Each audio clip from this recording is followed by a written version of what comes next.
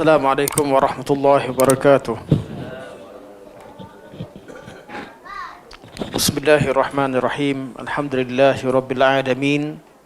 Nahmadullah ta'ala wa nashkuruh wa nusalli wa nusallimu ala sayyidina Muhammadin alladhi ballagha ar-risalah wa adda al-amanah wa nasaha al-ummah hatta atahu al-yaqin wa ala alihi wa sahbihi ajma'in. Subhanaka la ilma lana illa ma 'allamtana innaka antal alimul hakim. Rabbi shrah li sadri wa yassir li amri wahlul 'uqdatam min lisani yafqahu qawli. Amma ba'd. Fa inna asdaqal hadits kitabullah wa khairal hadyi hadyu Muhammadin sallallahu alaihi wasallam wa syarrul umuri muhdatsatuha wa kullu muhdatsatin bid'ah wa kulla bid'atin dalalah wa kulla dalalatin finnar. Thumma amma ba'd. Sebagaimana yang telah kita bincangkan pada pertemuan yang lalu berkaitan dengan hadis 73 golongan,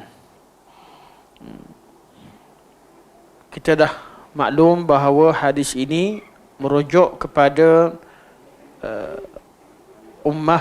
ummatul ijabah, iaitu perpecahan yang berlaku di kalangan umat Nabi Muhammad sallallahu alaihi wasallam yang beragama Islam, yang menerima Islam.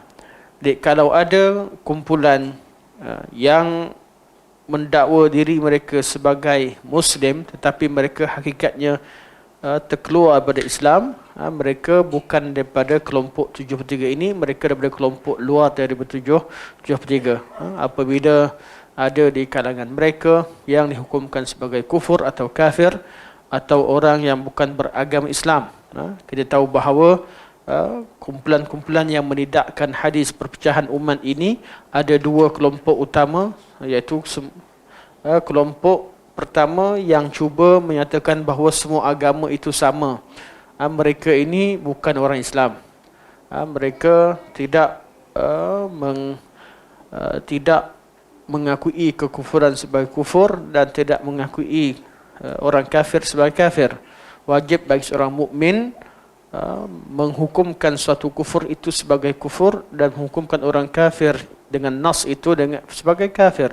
Tidak bererti kita mengkafirkan, tetapi kita perlu hukumkan orang kafir sebagai kafir. Kerana ada di kalangan umat ini yang mendakwa diri mereka sebagai Muslim tetapi mereka juga mengatakan bahawa agama lain pun betul. Mereka juga mereka sembah Allah Subhanahu Wa Taala, pada masa sama mereka kata kami boleh terima agama lain, dalam erti kata mereka juga menyembah selain Allah. Mereka sembah Allah kemudian mereka sembah selain Allah, di situ ada syirik. Jadi mereka tidak termasuk dalam golongan ini. Mereka bukan 73 golongan, malah mereka bukan daripada agama Islam. Agama Islam tidak agama Islam agama tauhid. Selain agama Islam mereka boleh terima, adanya kepelbagaian dalam agama. Kita dapati bahawa agama lain berlaku pernikahan antara Yahud dengan Hindu dengan Buddha. Kita tengok pun di negara kita sekalipun orang Hindu dan Buddha berkahwin. Saya ramailah kawan-kawan yang begitu, yang kenal. Kita nampak muka tu dia kenal. Jadi percampuran antara dua agama. Kita tanya habis, mak ayah macam mana? Mak ayah tak, mak kekal. Ada seorang kawan, mak kekal dengan agama Hindu, ayah kekal dengan agama Buddha. Dia boleh terima kedua-duanya, tak ada masalah. Tapi Islam tidak. Islam agama tauhid. Siapa sahaja nak masuk Islam, dia perlu dengan tegas menyatakan agama lain itu agama yang tidak diredai di sisi Allah Subhanahu Wa Taala. Agama yang Allah redha hanya agama Islam. Jadi kalau nak percaya semua agama itu adalah betul, pergilah agama lain. Agama Islam cuma menerima agama tauhid. Islam saja yang betul. Dalam bab kepercayaan, dalam bab keyakinan, kita hanya yakin bahawa Islam itu benar. Selain Islam adalah batil. Hanya agama Islam yang betul. Dan ini perlu ditegaskan. Bertolak ansur dan memberi hak kepada orang Muslim itu wujud dalam Islam. Kita tidak memaksa selain Islam untuk percaya dengan agama Islam. Tidak memaksa. Tapi tidak bererti kita akur bahawa agama lain yang agama lain juga betul. Dan kelompok yang kedua yang tolak hadis ini adalah kelompok yang cuba menyamakan sesama ummatul ijabah itu sama. Jadi mereka sentiasa mengatakan bahawa tidak ada perpecahan di kalangan umat ini. Hadis ini bawa hadis yang menceritakan perpecahan ini, mereka cuba mengatakan bahawa ianya dhaif, tak tepat, kerana akan memecah belahkan umat. Ada orang yang dihukumkan sebagai ahli sunnah, ada yang bukan sunnah. Jadi berlakulah klaim masing-masing kata kami sebagai ahli sunnah. Saya kata, jawab komen kita baguslah. Semua orang memang perlu klaim apa yang dia buat itu daripada sunnah. Cuma klaim dia perlu pada bukti. Kerana ahli sunnah itu tidak berkata dengan mulut mereka, mereka berkata dengan sunnah. Kalau mereka ahli sunnah, bawakan sunnah, bawakan dalil, bawakan bukti. Jadi siapa sahaja yang ikut sunnah, mereka kena ikut neraca yang Nabi letakkan, ma ana alaihi wa ashabi. Agama yang aku bawa dan juga agama yang dianuti oleh sahabatku. Agama yang aku dan sahabatku berada di atasnya. Itu agama yang asal yang dibawa oleh Nabi SAW. Jadi tidak salah mengklaim diri sebagai Ahlussunnah wal Jamaah. Tetapi kita perlu tahu manhaj Ahlussunnah wal Jamaah itu, mereka tidak menyatakan sesuatu kecuali dengan dalil. Dalil tersebut sekiranya disalah faham ataupun ditafsirkan dengan cara yang pelbagai, maka perlu kita kembalikan kepada kelompok yang terpelihara pemahaman mereka, yang diketahui, yang diiktiraf. Nabi sendiri iktiraf bahawa ikut mereka akan selamat. Pemahaman hadis yang kita baca sebelum ni, Nabi kata fa'alikum bisunnati wa sunnatil khulafa'ir rasyidin al-mahdiyyin min ba'di addu 'alaiha bin nawajis. Gigit betul-betul, pegang betul-betul. Dan Nabi bagi, lepas Nabi suruh ikut mereka betul-betul, Nabi kata iyyakum wa muhdatsatul umur. Hendaklah kalian berhati-hati dengan perkara yang diada-adakan dalam agama. Fa inna kulla muhdatsatin bid'ah. Sesungguhnya setiap yang dibuat baru itu dinamakan sebagai bid'ah, wa kullu bid'atin dalalah, dan semua yang bid'ah itu adalah sesat. Nabi bagi panduan begitu. Nak jadi ahli sunnah, perlu juga kita tahu yang mana bukan sunnah, yang mana bid'ah. Jangan jadi ahli sunnah kemudian jadi anti kepada istilah bid'ah. Kita bila sebut perkara bid'ah, kita tidak menghukumkan kepada orang, kita hukumkan pada amalan itu pada asalnya. Orang itu hanya dihukumkan apabila jelas dia memang pelopor dan juga orang yang mengajak kepada bid'ah yang membawa kerosakan. Tapi dari segi kesalahan manusia beramal di kalangan ahli sunnah, sudah pasti ada sebahagian beramalan yang kita lakukan tak betul-betul ikut sunnah Nabi SAW. Tidak ada manusia yang sempurna. Dalam bab amalan, dalam bab ilmu, manusia itu terdedah kepada kesilapan, terdedah kepada salah faham dan sebagainya. Jadi siapa sahaja yang klaim diri mereka sebagai ahli sunnah wal jamaah dan klaim mereka tidak beramal kecuali ikut dalil, tidak terlepas daripada melakukan kesilapan. Tidak terlepas. Jadi hadis ini kita bacakan, kaedah dan manhaj ini kita bacakan sebagai satu pedoman untuk diri kita bahawa amalan kita perlu ikut pada sunnah Alaihissalam. Sekiranya ada di kalangan kita melakukan perkara-perkara yang bertentangan dengan sunnah, ahli sunnah perlu kembali kepada sunnah. Itulah yang dinukilkan daripada semua imam-imam kita. Walaupun mereka bawa manusia kepada sunnah, ajak kepada sunnah, namun mereka tetap ikat pengikut mereka dengan kaedah yang utama. Sekiranya apa yang kami bawa, sekiranya apa yang aku bawa berbeza dengan apa yang ada pada sunnah Nabi SAW, maka ikutlah sunnah Nabi SAW. Jadi ittiba' kita kepada imam bukan kerana mentakdiskan atau mengatakan bahawa mereka itu maksum, tetapi kerana mereka bawa kita kepada sunnah Rasulullah SAW. Kelompok yang bawa kita pada sunnah Nabi SAW dan pemahaman mereka betul diiktiraf oleh Nabi SAW adalah sahabat Nabi SAW tanpa syak. Dan kelompok itu kelompok yang selamat. Al-firqatun najiyah, tidak syak lagi, sebab Allah dah diamin mereka sebagai ahli syurga. Selamatlah mereka. Pemahaman mereka betul, cara agama mereka betul, dan mereka pun telah mendapat tempat yang mulia di sisi Allah Subhanahu Wa Taala, disediakan syurga-syurga yang mengalir di bawahnya sungai-sungai. Dan ini yang kita bincangkan sekarang. Jadi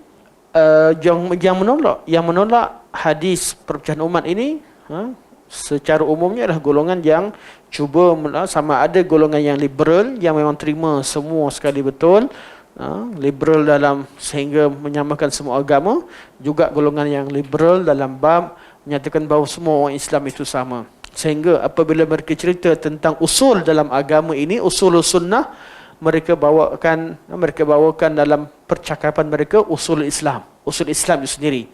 Mereka kata nanti usul dia apa? Usul dia bawa hadis-hadis ataupun dalil-dalil berkaitan dengan rukun Islam, rukun iman, berkaitan dengan ihsan. Kita betul lah itu usul Islam. Tapi kalau kita sebagai ahli sunnah wal jamaah bukan sekadar usul yang lima itu saja, tetapi pemahaman terhadap 5 perkara tadi mengikut sunnah Nabi SAW.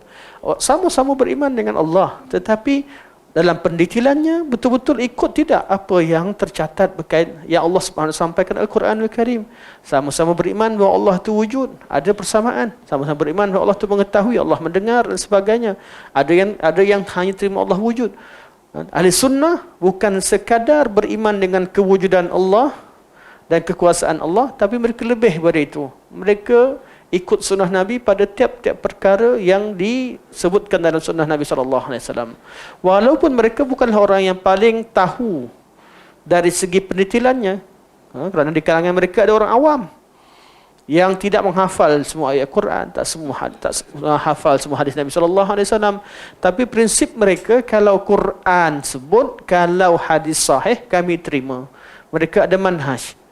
Jadi bagi mereka cukup jumpa dalil Al-Quran sebut, Nabi sebut, hadisnya sahih dan diikrarkan oleh sahabat, diikuti oleh generasi salafus salih, mereka tahu itulah yang betul.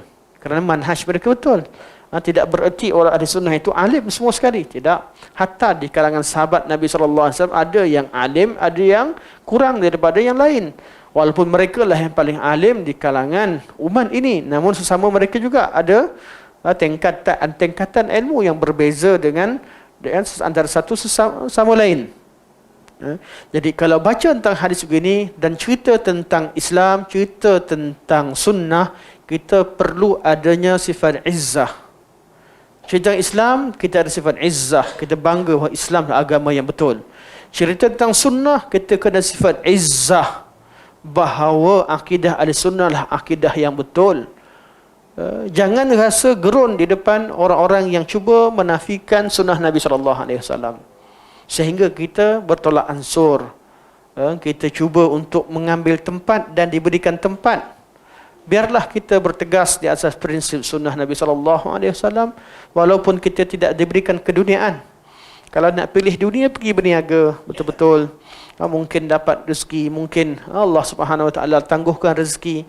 Bab perniagaan, bab agama ini tempat kita untuk menyatakan agama Allah, untuk menyatakan perkara yang hak dengan cara yang hak, bukan dengan walakkan kepada nafsu, tapi walakkan kepada Al-Quran dan sunnah Rasulullah SAW. Jadi dalam menyatakan sunnah, kita perlu berbangga dengan manhaj ahli sunnah. Bila kita berbangga dengan manhaj ahli sunnah wal jamaah, kalaulah terjadi kita sendiri buat salah, kita tidak berbangga dengan nafsu kita. Kita berbangga dengan sunnah Rasulullah SAW, dan kita berterima kasih kepada orang yang membetulkan kesilapan manhaj kita, atau kesilapan kefahaman kita, atau kesilapan tutur kata kita, atau kesalahan perbuatan kita. Sebab itu sesama ahli sunnah perlu ada amar ma'ruf dan nahi mungkar. Sesama kita sendiri pun buat salah antara satu sama lain, dan tidak menjadi satu perkara yang pelik sekiranya berlaku perselisihan faham di kalangan ahli sunnah wal jamaah. Tak menjadi satu perkara yang pelik. Cuma manhaj ahli sunnah wal jamaah, manhaj mereka adalah al-ijtima' alal haq. Mereka berkumpul di atas kebenaran. Mereka sentiasa berpesan-pesan kepada kebaikan. Al-amru bil ma'ruf wan nahyi 'anil munkar. Mereka berpesan kepada keimanan. Kalau nak harapkan satu masyarakat tidak mempunyai kesalahan, memang tak wujud. Hatta pada zaman Nabi SAW ada kesalahan-kesalahan, ada kesilapan-kesilapan yang dilakukan oleh sahabat-sahabat Nabi SAW yang kita tahu mereka adalah ahli syurga. Tidak bererti seorang ahli sunnah itu tidak salah, tetapi kita ada panduan untuk mengetahui siapa yang betul, siapa yang salah, siapa yang betul hingga diberikan istiqamah di atasnya, siapa yang salah sehingga diberikan hidayah padanya dalam bab-bab ini. Sebab tu bila berlakunya kesalahan dan kesilapan dalam agama ini, kita perlu lihat kesilapan itu datang daripada siapa. Datang daripada memang ahli bid'ah, atau datang daripada orang kafir, atau datang daripada sesama ahli sunnah wal jamaah. Sekiranya perkara yang betul juga, siapa yang buat. Kalau datang siapa yang buat benda perkara yang betul, ada orang kafir buat benda betul, ada orang ahli bid'ah pun buat perkara yang betul, ada ahli sunnah buat perkara yang betul. Jadi bab amalan ni dan bab manhaj, dua perkara yang perlu kita ukur dengan neraca yang betul. Kalau kesalahan, kalau kebaikan yang dibuat, kita hukumkan orang itu sebagai orang yang baik dan agamanya betul atau manhajnya betul, masalah. Kita dapati banyak juga kebaikan ada pada orang kafir. Orang kafir pun ada buat kebaikan. Orang kafir pergi tolong orang. Pergi sana sini. Ramai orang yang pergi duduk negara kafir, nampak kebaikan orang-orang kafir, akhir sekali mengiyakan agama mereka dan manhaj mereka. Ini tak betul. Ada juga orang yang duduk sesama orang yang melakukan bid'ah ataupun mencampuri urusan bid'ah dalam ibadah mereka, mencampuri urusan bid'ah dalam pemahaman mereka, kemudian akhlak mereka bagus, mereka suka tolong-menolong dan sebagainya, maka ada orang tertarik dengan kebaikan tersebut sehingga menyatakan itulah sunnah. Kita akur bahawa apa yang dilakukan sunnah, tetapi bab manhaj ini, bab kebenaran ahli sunnah sendiri mempunyai satu neraca yang tersendiri, mempunyai satu kedudukan yang tersendiri. Kita akur dengan kebaikan yang ada pada orang kafir, tapi kita mengatakan bahawa mereka adalah kafir. Kita akur dengan kebaikan ada pada seorang yang ahli bid'ah, tapi kita kata mereka ahli bid'ah. Dan nak katakan seorang tersebut ahli bid'ah tidaklah semudah kita kata bila buat bid'ah yang hukum sebagai ahli bid'ah, tidak. Kecuali orang yang memang hidup, memang kita tahu dia ahli bid'ah, contohnya memang beragama dengan agama Syiah, tapi ada kebaikan dia buat, kita akur dengan kebaikan tersebut, tapi kita tidak akur dengan manhaj dan agamanya. Sebaliknya, begitu juga di kalangan dalam bab kesalahan. Kesalahan dibuat oleh orang kafir dengan kesalahan yang dibuat oleh orang Islam, kita tak dikata sama. Walaupun salah tetap salah, tapi kita tak boleh hukumkan kafir perbuatan orang Islam dengan perbuatan orang kafir. Orang kafir yang berzina, kita memang kafir, memang macam tu. Dan orang Islam berzina, kita tak kata oh ni orang Islam pun berzina. Tak, kita tak kaitkan Islam. Islam tidak ajarkan begitu. Kufur kenapa? Adakah orang kafir ajarkan zina? Tak, tapi kufur tak ada undang-undang, dia tak ada benda yang menghalang dia. Dia tak ada undang-undang, dia bergantung pada hawa nafsu dia. Agamanya tidak menjadikan itu sebagai perkara utama. Agama ada panduan, tapi agama kekufuran, agama kufur pada kebanyakannya tidak mempunyai benteng yang kuat. Sebab tu agama Islam ni ramai orang cerita keras. Sebab kita ada benteng yang kuat, ada hukum hakam. Kita tahu bahawa agama lain pun halang pada zina, tapi tidak ada apa secara praktikalnya, tak ada syariat yang menghalang perkara tersebut. Hanya orang Islam yang cerita tentang cari macam mana sekat perkara batil, macam mana ingin hukum orang-orang yang melakukan kesalahan. Orang bukan Islam tak ada apa-apa. Bila mereka hanya nak hukum bila mereka marah. Bila naik angin dia mula nak bunuh semua orang, nak pukul semua orang. Bila masa tak kena kat dia relax je. Bab zina sebagai contoh, kena kat orang lain dia tak ada apa lah, benda biasa. Kena kat anak isteri dia, sampai keluarga dia cabuli kehormatannya baru nak marah. Islam tidak begitu. Islam tidak. Kita menjaga kehormatan agama itu sendiri sebelum kehormatan keluarga kita. Terjaga agama, maka terjaga diri kita. Jadi kita tak ada samakan bila berlakunya kesalahan orang Islam, kita inilah Islam. Tak. Islam lain, agama lain. Tapi kekufuran kita dia, tu zina, kufur orang kafir buat sebab memang tidak ada apa yang menghalang dia daripada melakukan perkara tersebut. Tapi Islam tidak. Orang yang menyatakan kalimah asyhadu an la ilaha illallah wa asyhadu anna muhammadar rasulullah, dia telah menyatakan bahawa hidupnya dia memang hanya ikrar ingin menyembah Allah Subhanahu wa taala dan ikut cara Nabi sallallahu alaihi wasallam. Dan sekiranya kesalahan itu berlaku di kalangan ahli sunnah wal jamaah, betul-betul kita tahu di kalangan kawan-kawan kita sama sunnah, di kalangan ustaz-ustaz kita sama sunnah, kita perlu berlaku rahmat sesama kita. Laku rahmat. Bukan bererti mendiamkan perkara yang salah, tetapi berlaku rahmat dalam cara menegur, rahmat dalam cara bergaul, rahmat untuk menjaga kesatuan Ahlussunnah wal Jamaah. Itu perkara sangat penting. Siapa yang salah, mengaku salah. Siapa yang betul, katakan betul. Dan memohon maaf antara satu sama lain, itu adalah yang paling afdal. Lebih baik. Lebih baik apa yang salah kita jadikan nyatakan itu salah, apa yang betul perlu kita tegaskan dan kita katakan itu adalah betul. Kerana inilah manhaj yang kita ambil daripada sahabat-sahabat Nabi sallallahu alaihi wasallam.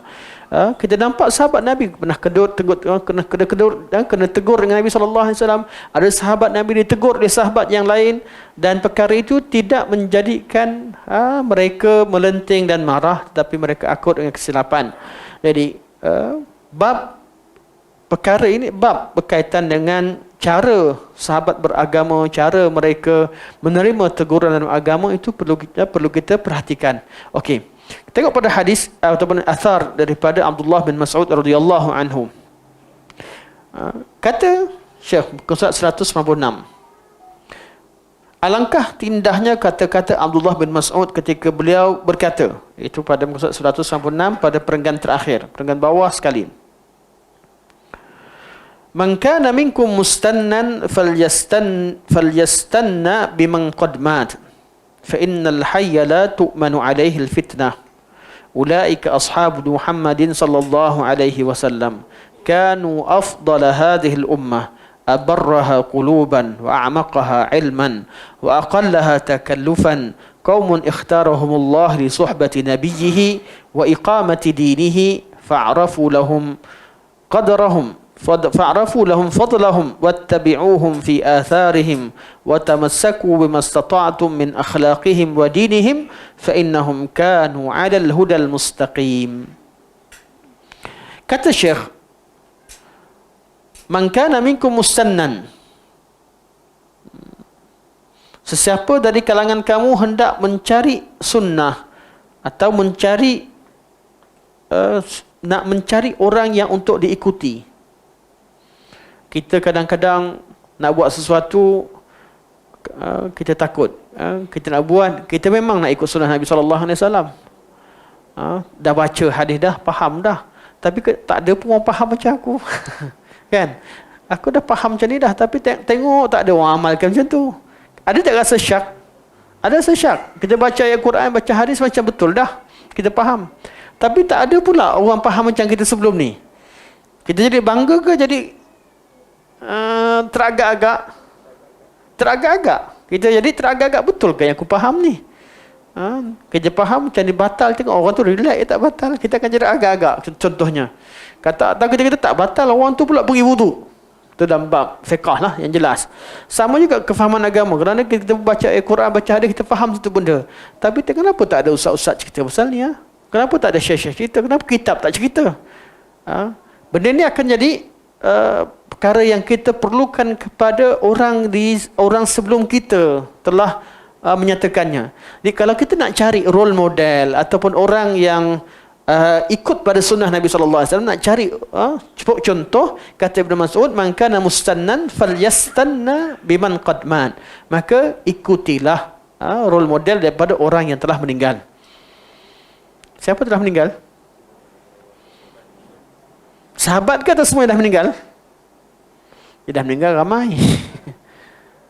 Jadi dalam kalam ini nak tahu siapa mereka, kena tengok penuh. Kena tahu bahawa kat sini ramai orang, jika antara di kalangan bid'ah, dia ambil separuh hadis, separuh athar, sehingga ramai orang yang faham satu benda separuh jalan. Samalah kita selalu cerita pasal laisa kamitslihi syai'. Mu'tazilah paling banyak baca laisa kamitslihi syai'. Dia kata Allah tak sama dengan sesuatu. Jadi syai' itu ditakrifkan dengan semua sesuatu, termasuk jisim, jirim, semua benda didirikan sesuatu. Dia tak baca ayat selepasnya, wa huwas samiul basir, sedangkan Allah Maha mendengar, Maha melihat.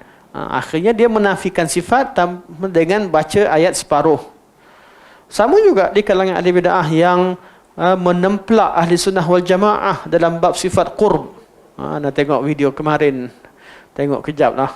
Tapi anak malas tengok. Tapi kalau orang dah share, tengok juga nak kena komen. Nak menafikan sifat qurb. Kata orang ahli sunnah ni kata Allah tu dekat. Kenapa tak kata Allah kat bumi dekat? Allah tu dekat. Ya. Kata orang ahli sunnah, bila ahli sunnah bercakap, mereka bercakap dengan dalil. Jadi bila kita baca kitab ahli sunnah, kita perlu baca dalil. Ahli sunnah mereka dalam video tu ustaz tu kata, mereka kata tak nak takwil, tapi pada ayat ni dekat. Takwil pula. Tidak takwil. Kenapa qurb? Sifat al-qurba, sifat al-qurb, dekat ni atau sifat qurbah, kita katakan dekat ini dengan makna kata Allah, atau sifat ma'iyah, Allah bersama kita, Allah qurb dengan ma'iyatul ilm, ma'iyatul ijabah dan sebagainya. Sebab ada sunnah bercakap dengan dalil. Tiap-tiap kali Allah sebut Allah dekat, Allah tak sebut jasad, atau macam mana dekatnya dua jasad. Allah Subhanahu Wa Taala tidak menyebutkan dekatnya dua zat, dan tidak, Allah tak sebut. Allah sebut Allah kata wa iza sa'alaka ibadi anni fa inni qaribun ujibu da'watad da'i idza da'an. Jadi qurb bil ijabah kerana Allah kata qaribun ujibu da'watad da'i idza da'an. Bukan Allah kata zat Allah dekat dengan makhluk. Kerana Allah SWT terangkan qaribun, qarib dekat, ujibu da'watad da'i idza da'an. Jadi nak faham qaul ahli sunnah, perlu tengok kitab ahli sunnah dan perlu tengok pada dalil.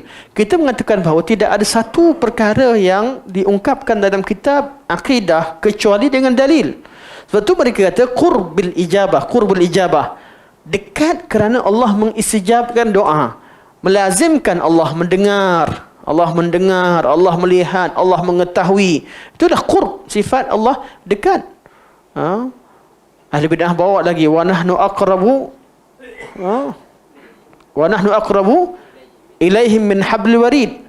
Dia kata tengok, Allah lebih dekat dengan mereka daripada urat tengkuk. Mereka tak baca ayat sebelumnya. Walaqad khalaqnal insana wa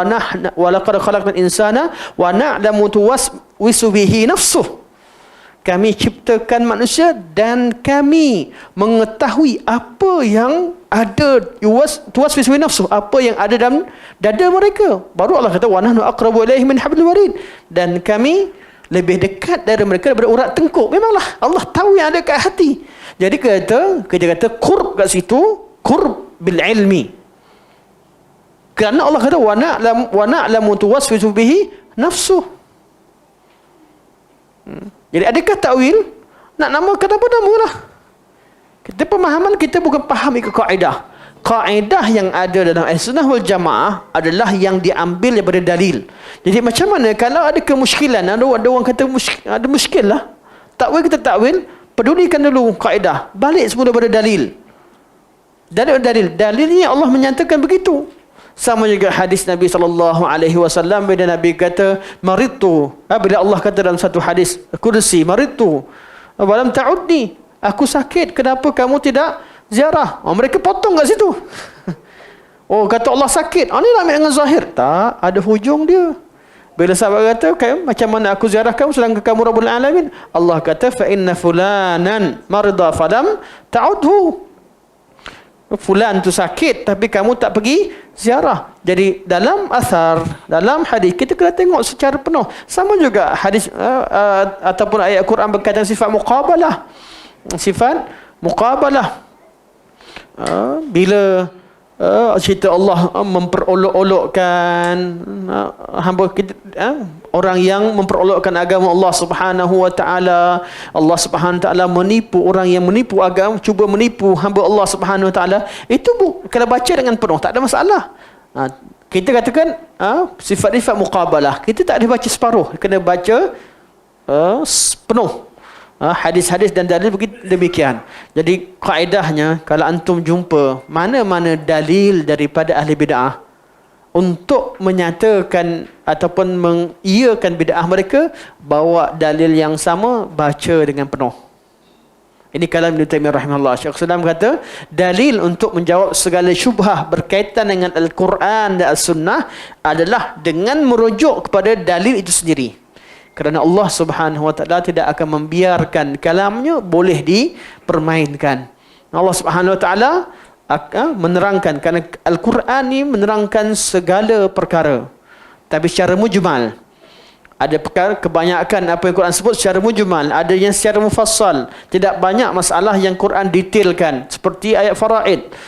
Banyak ayat yang mujmal. Bila ayat mujmal, artinya apa yang ditegaskan Al-Quran perlu dirujuk kepada hadis Nabi SAW yang menafsirkan atau mendetailkan apa dia ke Quran. Perlu rujuk kepada kalam salafus salih dan perlu rujuk kepada kalam ulama mutaakhirin yang memudahkan kita untuk faham. Jadi kita tahu dah kalam salafus salih begini. Jadi ilmu akidah datang daripada mana? Datang daripada ulama yang datang kemudian buat kaedah-kaedah untuk kita mudah faham dan untuk kita mudah berdepan dengan ahli bid'ah. Timbul soalan, nak tadabbur Quran ke nak belajar akidah? Timbul soalan, kita tu tak bertentangan pun, tak sama. Dalam Al-Quran ceritakan secara mujmal, kita ajarkan apa yang Quran sampaikan berkaitan dengan akidah, dan pendetilannya ada pada kalam ulama salafus salih, ada pada hadis Nabi SAW. Ada setengah tempat pada orang awam, orang yang tidak bersedia untuk menerima perkara-perkara perbincangan yang detail, kita bagikan ayat Quran, hadis secara mujmal. Mereka faham mudah. Tapi kalau datang orang yang menafikan apa yang ada kat Quran dengan kaedah-kaedah dia, dengan bawa hadis Nabi mengatakan hadis ini muttarib, dengan bawa ayat Quran dengan ayat yang lain kata bertentangan, takkan kita duduk diam dan tidak menjawab? Adakah kita selemah itu? Jadi adalah di kalangan umat ini orang-orang yang sanggup berdepan dengan mereka, yang bangun lawan, menentang dan jawab, bukan kerana ingin menimbulkan perpecahan, tapi ingin mempertahankan apa yang tersebut dalam Al-Quran dan hadis Nabi SAW. Jadi jangan menidakkan usaha orang yang bangun menentang perkara yang kesilapan yang disebarkan.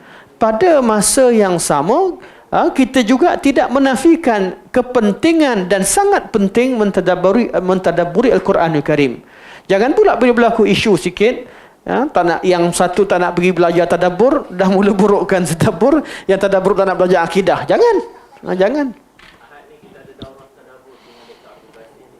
Masya Allah, daurah tadabbur dan daurah wasid. Jadi jangan hanya kerana isu yang sedang. Sebab tu ramai yang mesej kat Ana, WhatsApp sebagainya, suruh komen. Ana tak nak komen lah. Ana tahu semua pihak yang terlibat sekarang di kalangan Ahlussunnah wal Jamaah, semua yang terlibat di kalangan Ahlussunnah wal Jamaah, tak perlu nak pecahkan, tak perlu nak gaduhkan. Kita perlu harmonikan. Yang mana rasa salah, minta maaf lah. Kalau tak nak minta maaf, diam lah. Tak nak minta maaf, diam, senang. Supaya benda ni selesai dengan mudah dan benda simple saja. Dan Ana pun dah dua pihak forwardkan pada video keterangan, semuanya sepakat. Cuma itulah mungkin tersalah kata-kata ataupun yang potong video potong pendek sangat, kan? Sepatutnya potong panjang lagi sikit. Kan, supaya maksud lebih jelas. Jadi yang potong tu minta maaf lah. Yang potong tu minta maaf. Jangan salahkan orang yang dengar saja. Anak kali pertama dapat video pun panas juga.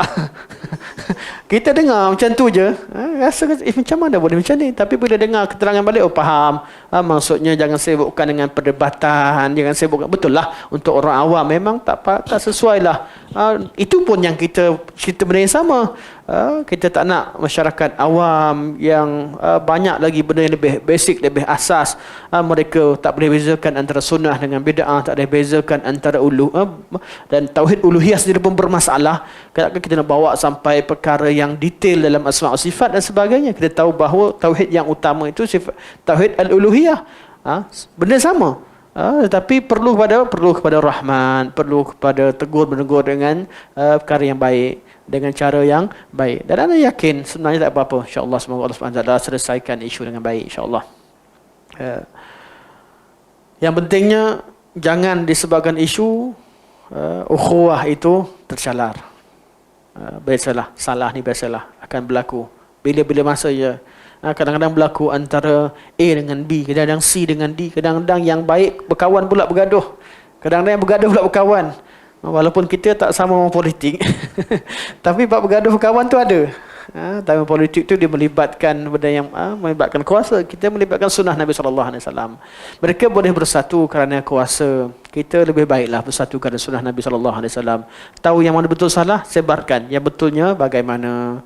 Jadi jangan ada di kalangan kita yang menjadi jadi ragu-ragu untuk hadir kelas akidah, atau ragu-ragu hadir kelas tadabbur. Ini semua cabang ilmu dalam Islam. Cabang ilmu dalam Islam. Dan hormatilah. Seperti itulah kita kata, guru-guru kita menyampaikan agama. Tetapi tidak ada seorang pun yang maksum. Tak maksum dalam bab hak tu satu. Kadang-kadang tersalah, kadang-kadang betul. Tak maksum dalam cara. Cara kita betul pada setengah tempat, tak betul pada setengah tempat. Betul pada setengah keadaan, tak betul pada keadaan. Video ni tak beritahu siapa kat depan tu.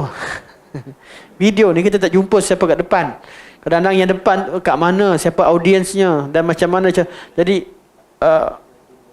kalau nak potong video, potonglah yang perkara yang dikatakan sesuai untuk semua tempat. Jangan satu kalam yang sesuai untuk keadaan tertentu dibawa, disebarkan macam ditujukan pada semua tempat. Anda masih lagi dengan manhaj. Video-video anda jangan potong dulu. Anda selalu manhaj. Sebab apa? Kadang-kadang kalam kita, anda selalu jawab. Orang kata, Ustaz, saya tengok Ustaz video kepada salam keras Ustaz. Saya kata, memang pendirian saya macam tu. Tapi saya tak bawa ke masjid. Saya tak bawa ke surau dan masjid. Pendirian yang tegas dalam setengah masalah akidah, kerana kita menghormati sensitiviti, menghormati penyatuan umat dalam bab-bab tertentu. Tapi di kuliah kita di Baitul Salam memang membicarakan soalan ilmiah yang detail. Jadi kalau orang masjid tertengok Baitul Salam, kena hormatlah manhaj kita, kelas yang spesifik, kelas khusus kita membincangkan kita akidah, syarah akidah tahawiyah.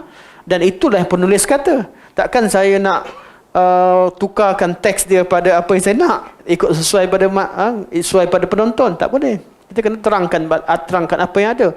Pendirian kita boleh berbeza, tetapi dalam bab akhlak perlu kita pelihara. Hatta kita juga perlu berakhlak dengan orang kafir. Bagaimana pula dengan sesama Islam, sama Islam. Okay, sebab tu kita mengatakan bahawa yang hak kita katakan hak, yang batil katakan batil, yang khilaf katakan sebagai khilaf. Katakan sebagai khilaf. Jadi kalau ditanyakan di mana-mana sekalipun, pendirian kita tetap sama. Tetapi gaya bahasa itu berbeza kerana audiens. Audiens kita nak ajak orang kembali kepada sunnah Nabi SAW, maka kita perlu meraihkan tahap akal mereka, tahap apa yang ada pada diri mereka. Kerana sunnah Nabi SAW itu ada banyak levelnya. Maksudnya level bukanlah level artinya ada orang ahli hakikat makrifat. Ada ahli zahir, tidak. Banyak level artinya ada bab yang perlu didahului oleh bab yang lain. Sebelum kita bincang tentang bab al-asma' wa sifat secara detail, kita perlu akur dengan kalimah syahadah, faham, berpegang Al-Quran dan As-Sunnah. Bahawa kenapa kita Allah Subhanahu Wa Taala, kita bila dah tahu pentingnya pegang Al-Quran dan Sunnah, faham makna syahadah, kita hidup nak sembah Allah dengan cara Nabi sallallahu alaihi wasallam, kita beriman dengan Allah dengan apa yang diterangkan oleh Nabi sallallahu alaihi wasallam. Itu yang kita terangkan dalam kalimah syahadah, asyhadu an la ilaha illallah wa asyhadu anna muhammadar rasulullah. Dari situ baru kita mudah fahamkan tentang ayat istiwa. Kerana Allah yang sebut, Nabi yang tafsirkan begitu, sahabat yang begitu. Jadi bila manusia walak kepada Al-Quran dan As-Sunnah, kita bawakan ayat-ayat sifat, dan ayat-ayat tersebut memang ada kat Quran dan hadis dan memang dipahami oleh sahabat. Walak itu timbul, sifat walak itu timbul, inginkan sunnah itu disebarkan, inginkan apa yang dikatakan Quran itu disebarkan, inginkan apa difahami sahabat itu disebarkan. Tapi kalau masyarakat yang memang tak ada wala kepada hadis dalam bab tersebut, macam ahli kalam dia kata hadis tak dipakai, hadis ahad tak dipakai dalam akidah, wala itu pun tidak ada, manhaj itu pun tidak ada. Kita nak bawakan satu apa Quran sebut, dia kata Quran tu ayat musyabihat tu kena takwilkan.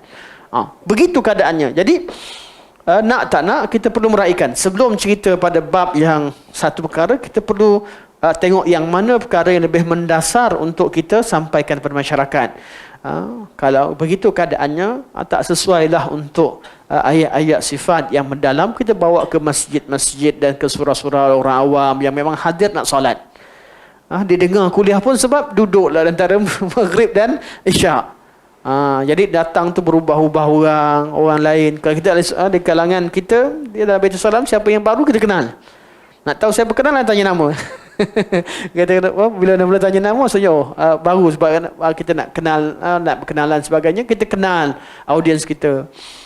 Kalau yang tengok melalui Facebook, melalui YouTube dan sebagainya, mereka pun tahu, oh itu majlis diadakan di satu tempat yang khusus. Jadi mereka tahu. Jadi, macam mana sekalipun perkara ini membantu. Cuma kalau nak potong video, potonglah satu video yang umum yang boleh mencapai tujuan dan sesuai dengan sasaran yang umum. Kalau perkara yang khas, secara khas. Sama juga video Ustaz Zainal ketika di pertemuan Gasma sebagainya, secara khusus dibincangkan. Dan ada ayat sebelum dan selepas, dipotongnya tempat. Apa yang beliau sebut begitu, nampak ada orang mula memburukkan beliau. Sedangkan hakikatnya kesilapan beliau sikit. Yang beliau sampaikan banyak benda yang baik dan bermanfaat dalam forum tersebut.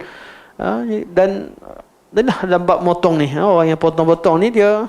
masalahnya ada dekat awam, memang dia potong tujuan nak burukkan. Dia bukan tujuan nak sampaikan pun. Dia memang nak jatuhkan orang tu. Atau nak bantai orang lain. Sebab dia bab fake dalam mengedit, potong, memotong. Betul ke tidak tak tahulah. Potong-potong macam lain tak bunyinya. Kena ada juga. Kita ada fake dalam memilih apakah yang perlu kita sampaikan. Tapi walillahil hamd, nampak isu ni saya dah settle lah. Selesai dah. Masing-masing mudah ni. Jadi semoga Allah Subhanahu Wa Taala selesaikan apa yang dekat hati, insya-Allah. Kita yang kat luar kita tak ada isu banyak dah. Semua dah faham dah macam gitu, dan masing-masing perlu juga, takkan selesa orang tak kritik kan. Ada sikit kritik adik-beradik tu biasalah. Harap-harap dia habis begitu saja. Okey, kita baca apa Ibn Mas'ud kata.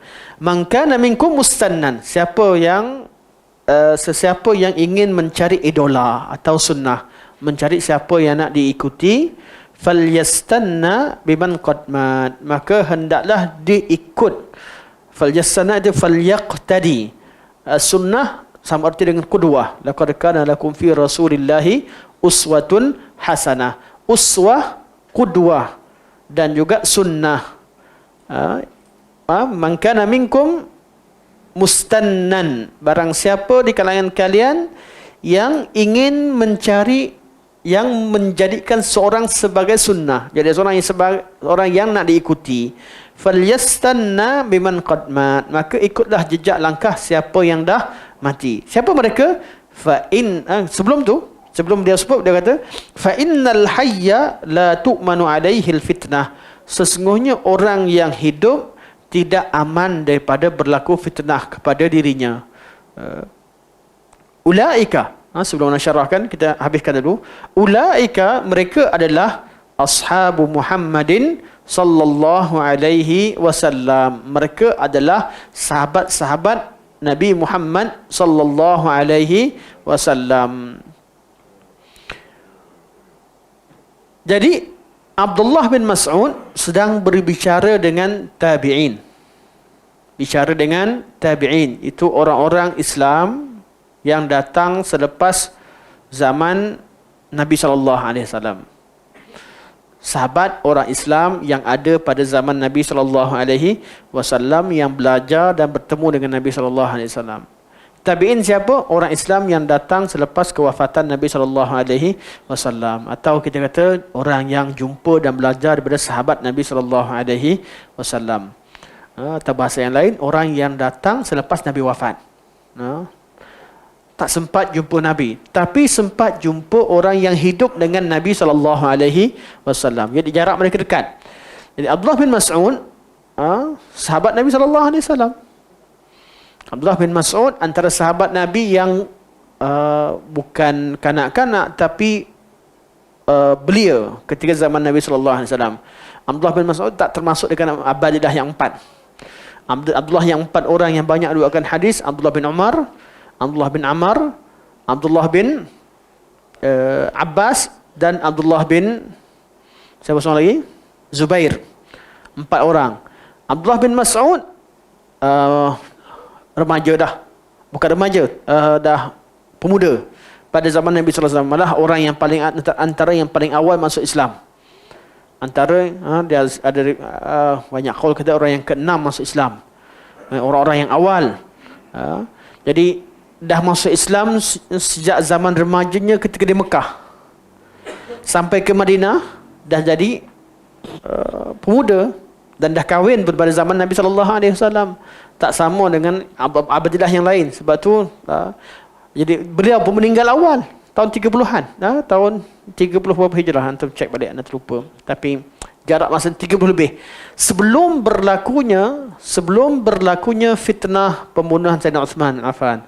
Sebelum berlakunya. Jadi kita tahu jarak masa tu belum berlaku lagi.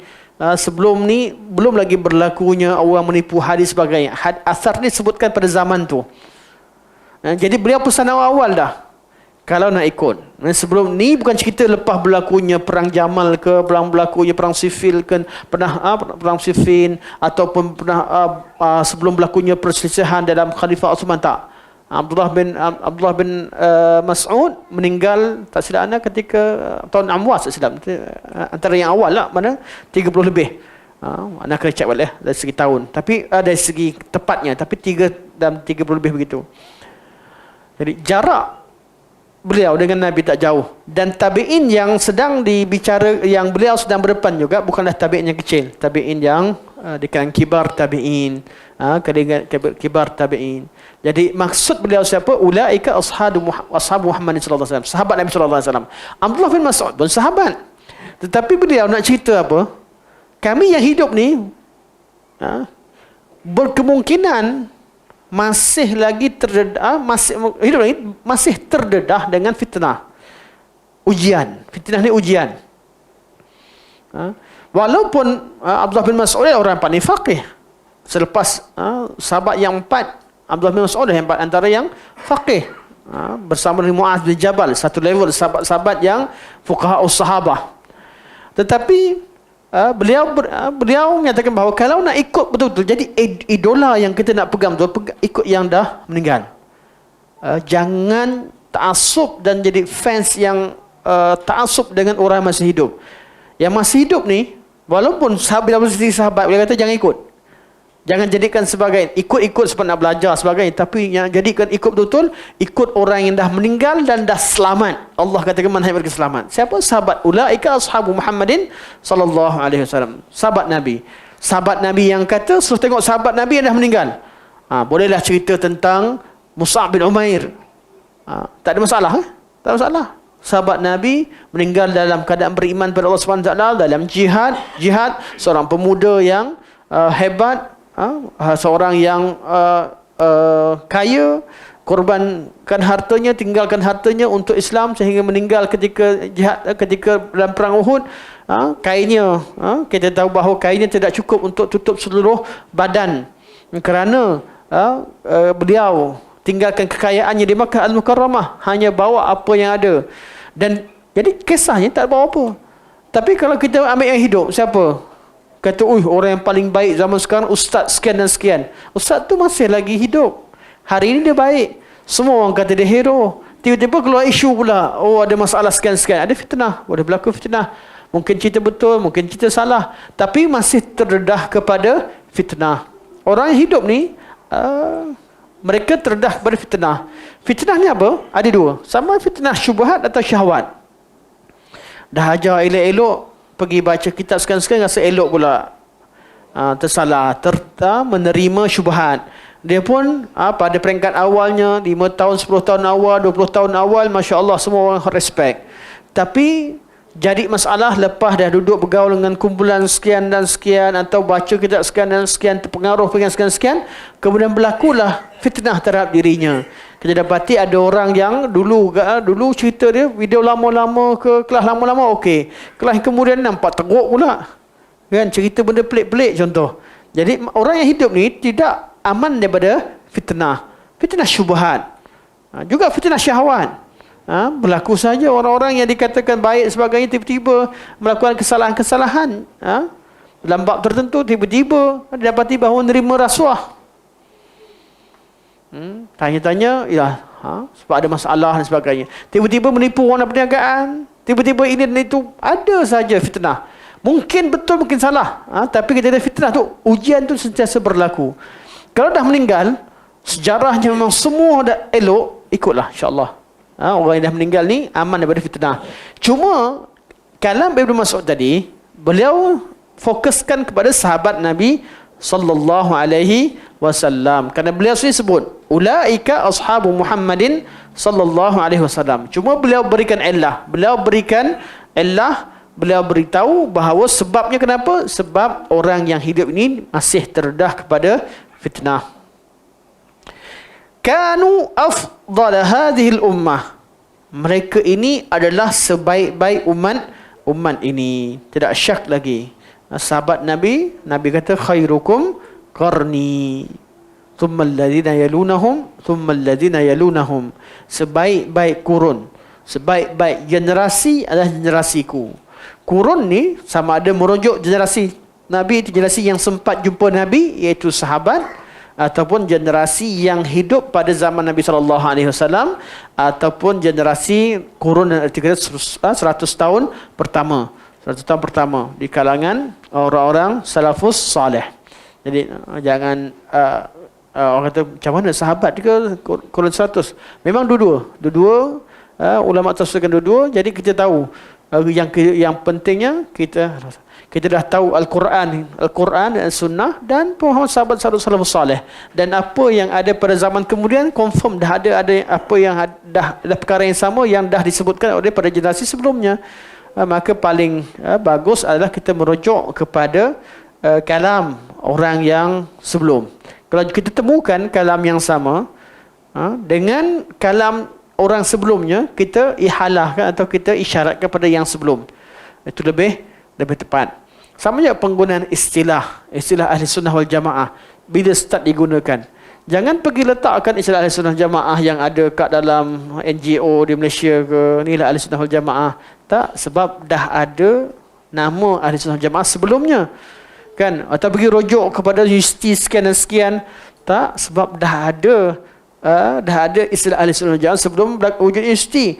Rujuk. Jangan guna kepada mazhab khas, mazhab imam sekian dan sekian, mazhab Asy'ariyah ke Maturidiyah ke, atau hatta mazhab Ahmad bin Hanbal ke.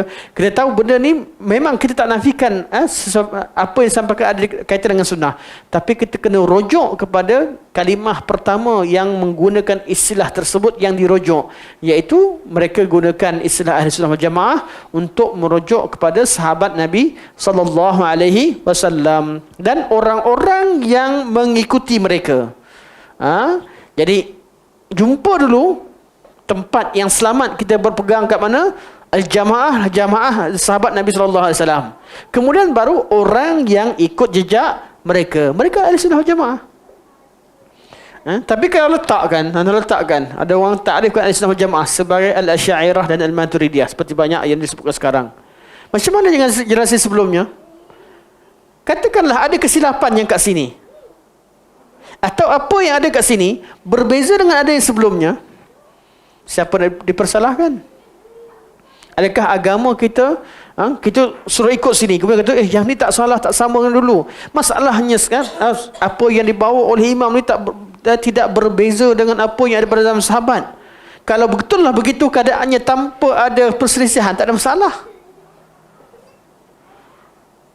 Kita yakini bahawa Al-Imam Hasan Al-Asy'ari, Abu Mansur Al-Maturidi, beliau juga membawa perkara-perkara yang baik. Tetapi ada sebahagian daripada mereka bawa kerana mereka adalah manusia seperti kita, ada benda-benda yang terdedah kepada perbincangan, terdedah kepada kesilapan, terutamanya berkaitan dengan ilmu kalam.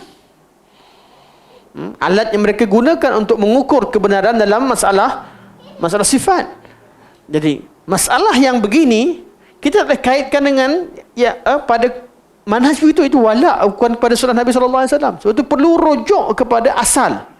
Tak kira dah kamu kumpulan mana sekalipun, Asy'ariyah ke, Maturidiyah ke, Hanabilah ke, Salafiyah ke, apa nama sekalipun, perlu rujuk kepada sunnah dan jamaah, perlu rujuk kepada kalam dalil Al-Quran dan As-Sunnah, dan perlu rujuk kepada pemahaman al-jamaah, itu sahabat Nabi SAW. Bertakrif perlu pergi kepada yang lebih berhak untuk menerima lafaz tersebut. Sebab tu kata sebahagian, kata sebahagian ahli sunnah, okey, terima secara umum. Orang nak mengaku ahli sunnah, takkan kita nak keluarkan daripada ahli sunnah jamaah. Tetapi perlu kepada pengakuan, perlu kepada dalil, perlu pada bukti. Betul ahli sunnah ni sunnah, ikut tak? Ahli sunnah wal jamaah ni kalam sahabat, ikut ataupun tidak? Itulah yang perlu dibuktikan oleh semua kumpulan yang mendakwa diri mereka sebagai ahli sunnah wal jamaah.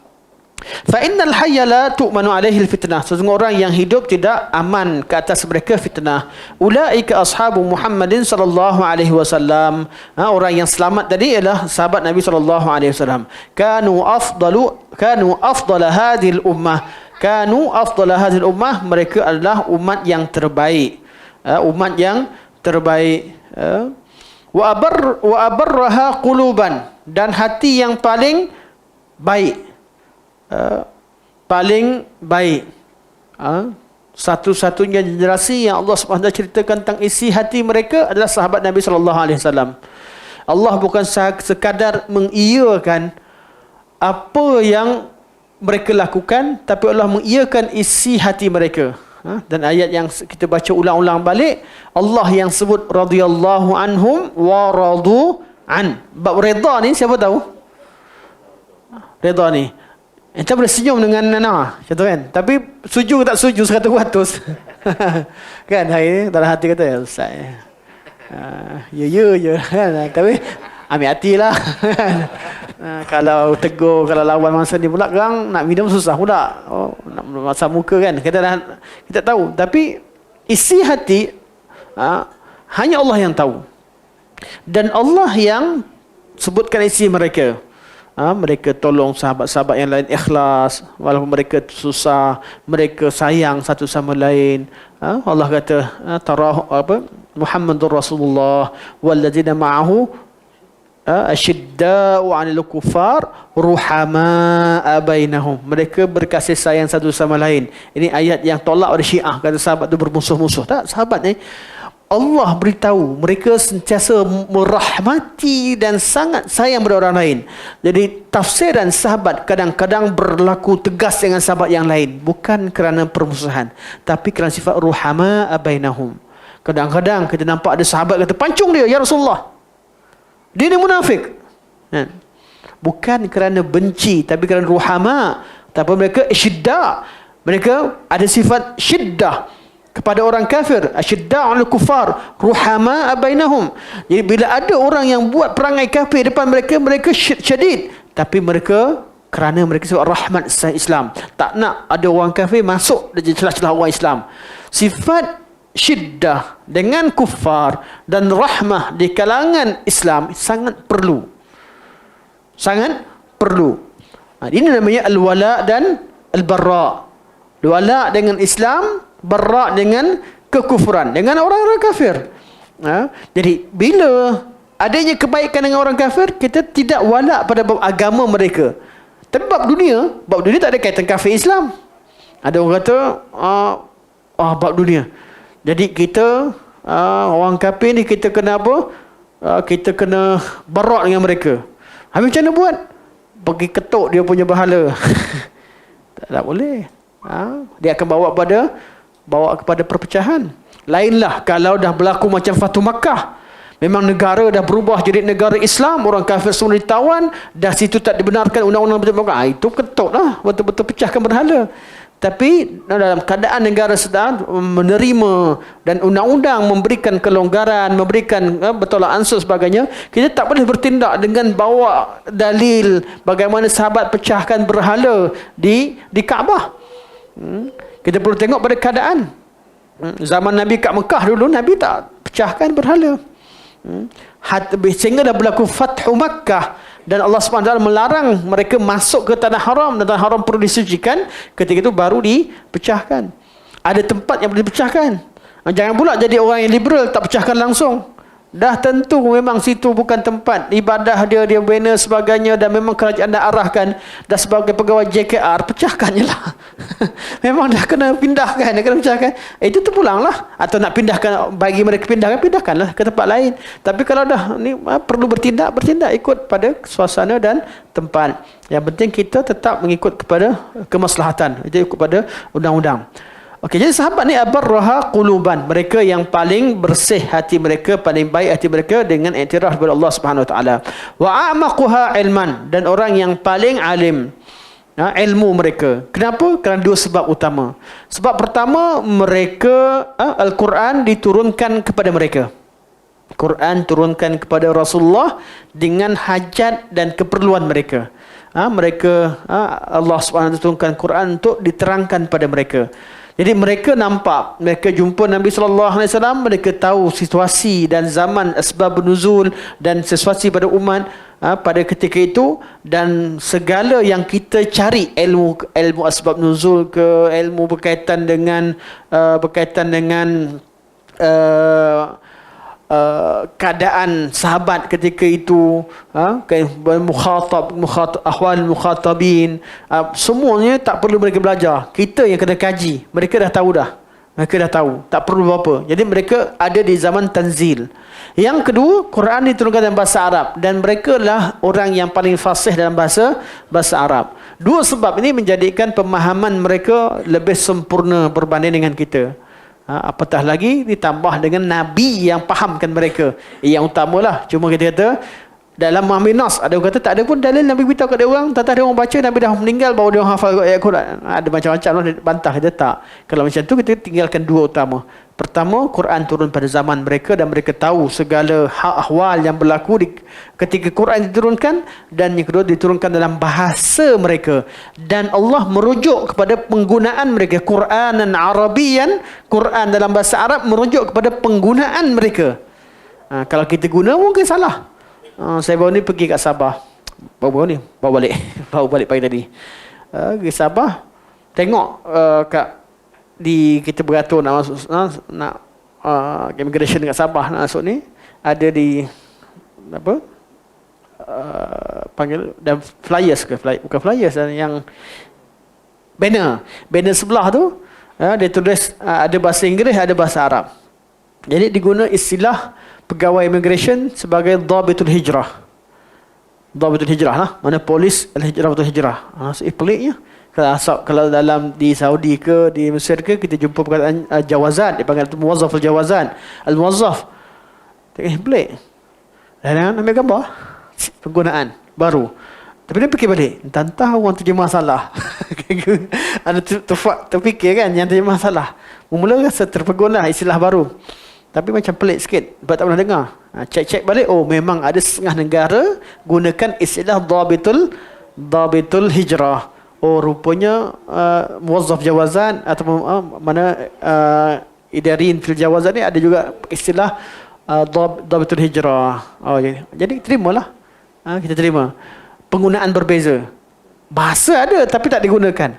Tapi untuk Quranul Karim dan sahabat Nabi, Allah turun Quran pada mereka dengan bahasa penggunaan mereka.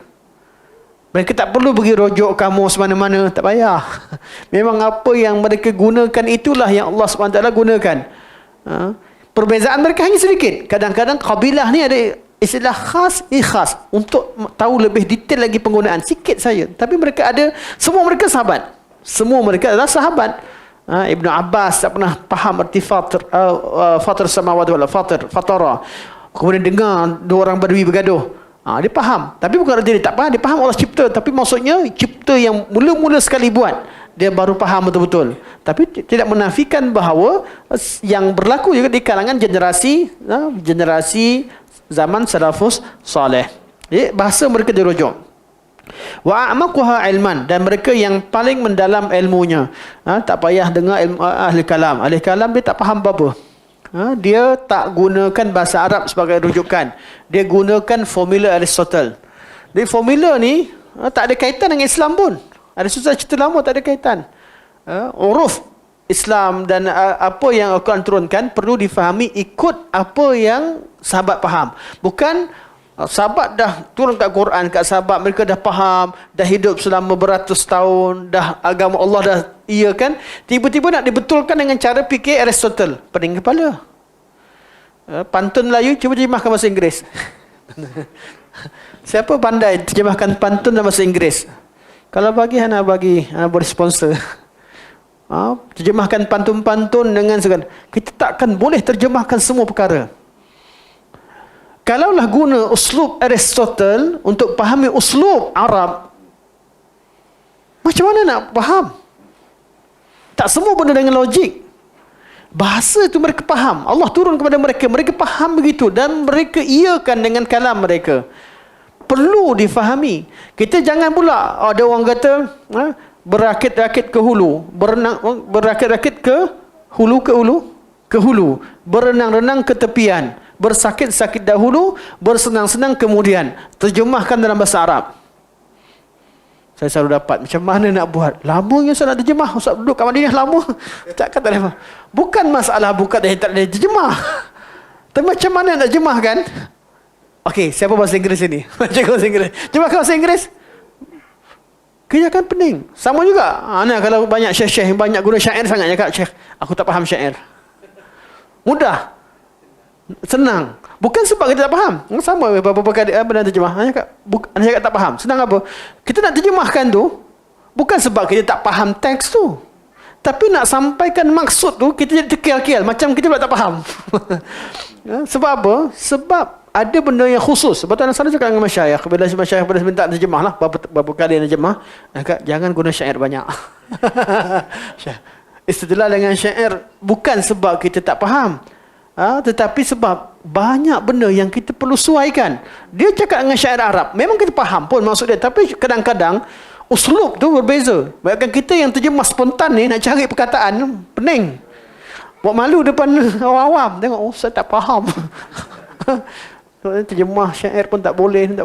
Ya, kalau syair tu syair kita dah biasa, kita dah terjemah ni tak masalah, laju je.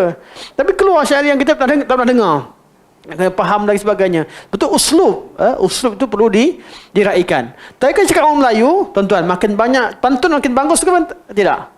Spontan je keluar puisi, bercakap, ceramah, tapi boleh pantun spontan, boleh puisi spontan, boleh keluar sajak. Hebat dalam masyarakat Melayu. Tapi cuba orang foreigner kat sini. Apa dia cakap ni? Berakit-rakit, dia buka rakit ni. Oh, berakit-rakit ni rakit lain, hulu. Lepas tu menang-menang ke tepian, sakit-sakit dulu lagi pening. Tinggal terus lagi dia. Memang tak faham. Sebab tu uslub Quran turun dengan bahasa Arab, dengan penggunaan mereka, uslub mereka. Sikit, kita bagi sikit. Qaumun ikhtarahumullah li suhbati nabiyhi. Kaum yang Allah pilih sebagai sahabat Nabi. Ini ayat ini penting. Kalau kita Allah pilih sebagai sahabat Nabi, suka tak? Suka tak? Aidil, suka jadi sahabat Nabi? Suka. Semua suka.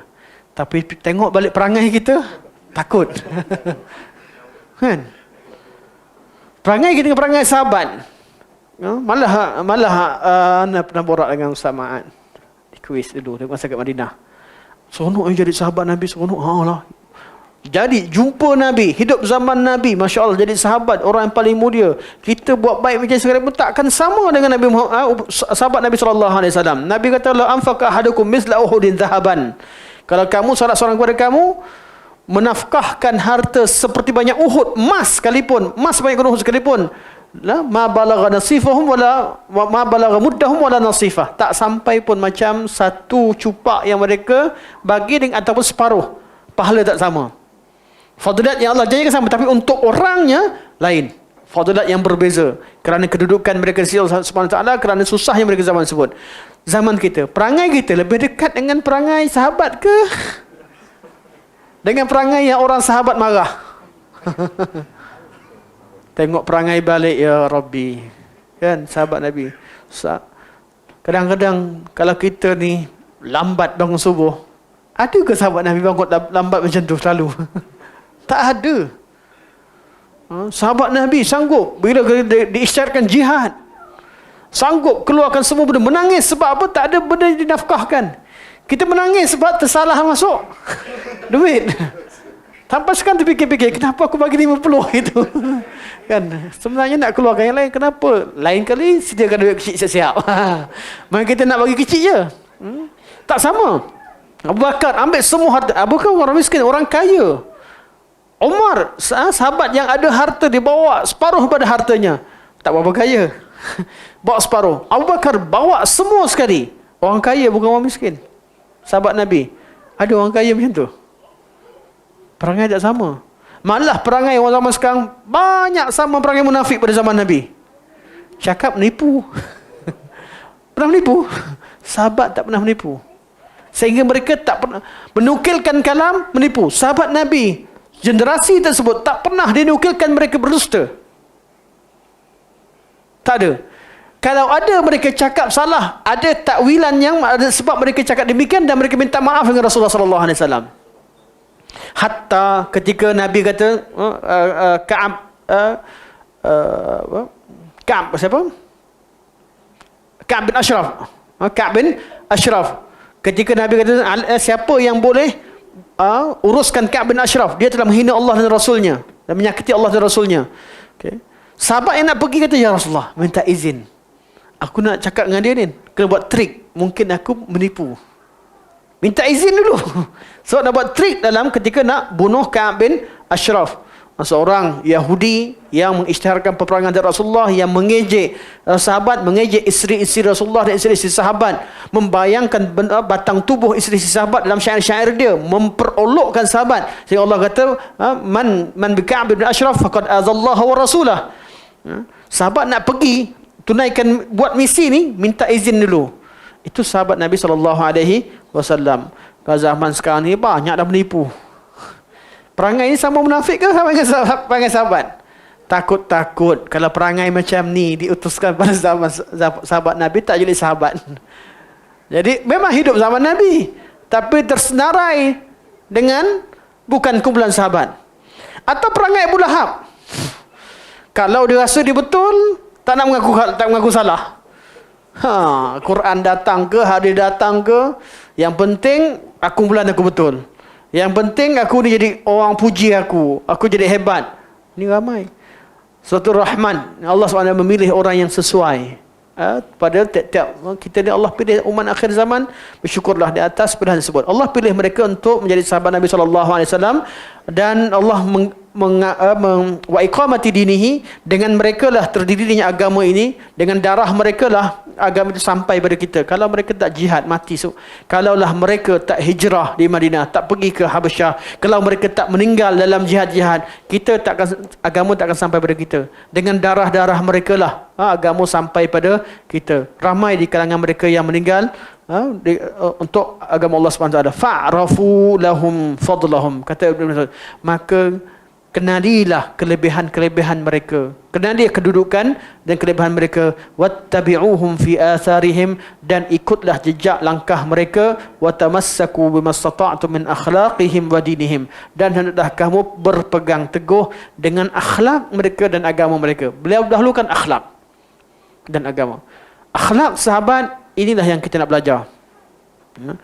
Mereka berselisih banyak kali, tetapi cukup dengan dengar kalam Nabi, selesai semua masalah.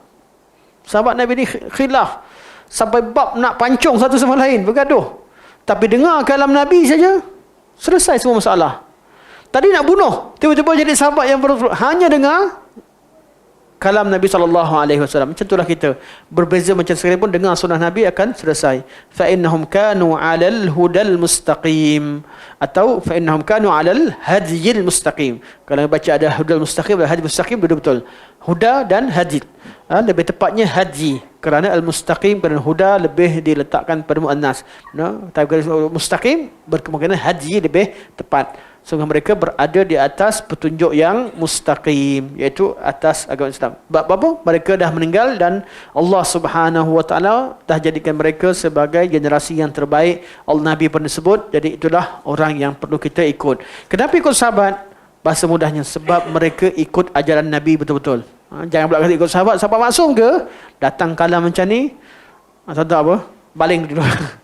Kalau tak ada lempang.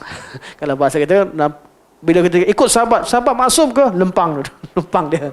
Bukan sebab mereka ni maksum, tapi sebab agama mereka terpelihara. Mereka berada di dalam hidayatul, mereka berada di hadil mustaqim. Allah SWT dah jadikan mereka berada dalam hak dan dah iktiraf.